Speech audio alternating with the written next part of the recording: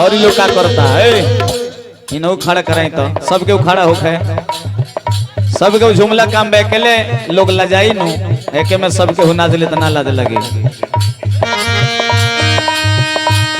कहवा में राम जी के कहवा में राम जी के जन्म भयो हरि झूमारी हो कहवा में राम जी के जन्म भयो हरि झूमारी अब कहवा में बजला बधाव खेलब हरि झूमारी अब कहवा में बजला बधाव खेलब हरि झूमारी अब कहवा में बजला बधाव खेलब हरि झूमारी सुमन जी खड़ा होगा नमो का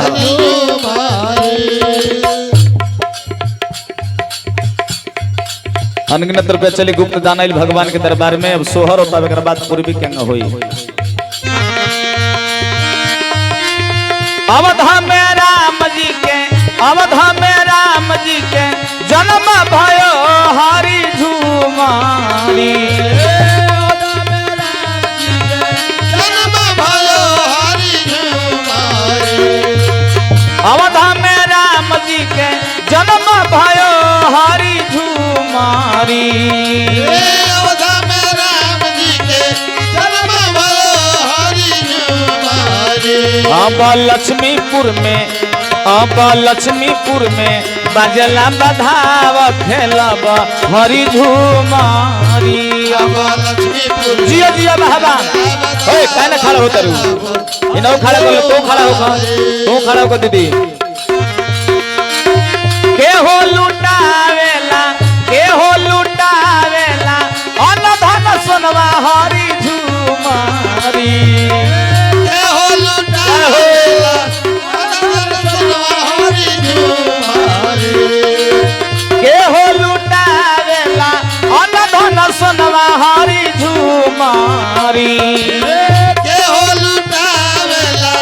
अनंत सोनवा हरि जिया झूमारी अब के होलू तबे गलहार खेलब हरि झूमारी अब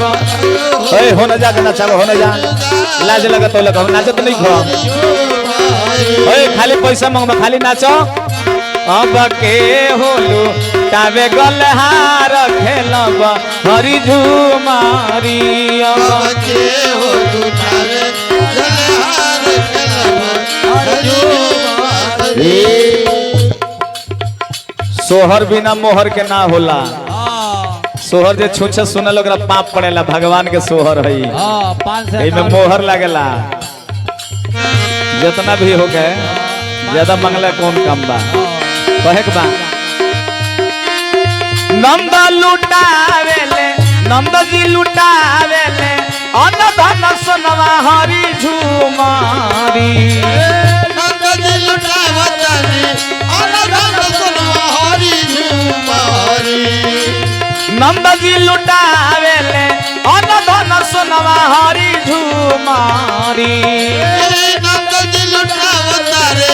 अनंत सोनवा हरि झूमारी अब रानी जिलू तबे गलहार खेलब हरि झूमारी मैया जसोदालू तारे धेनु गाय चली हरि झूमारी अब रानी आलू तबे गलहार खेलब हरि झूमारी यावर हमियालू तारे धेनु गाय खेलब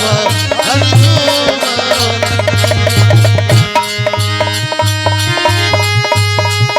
सोहर गवाली ना बलम जी सोहर गवाली ना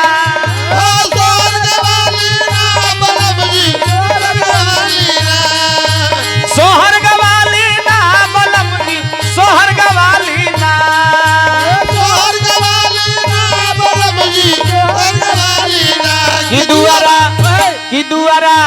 की दुआरा बाजला बधैया बलम जी सोहर गवाली ना जिया बहबा और देखिए सोहर बन 2 रुपया हजारों हजार के पुरस्कार सबके गोल प्रणाम लगता है, नमस्कार करते हैं, दिन और रात गुना होके। औरत अपना पति जिसे कहते रहे कि राजा सोहर गवाली ना बोलम जी, सोहर गवाली ना,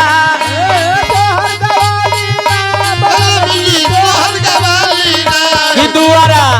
की दुआरा की दुआरा बधैया जिया जिया बहरा। क्या बात है।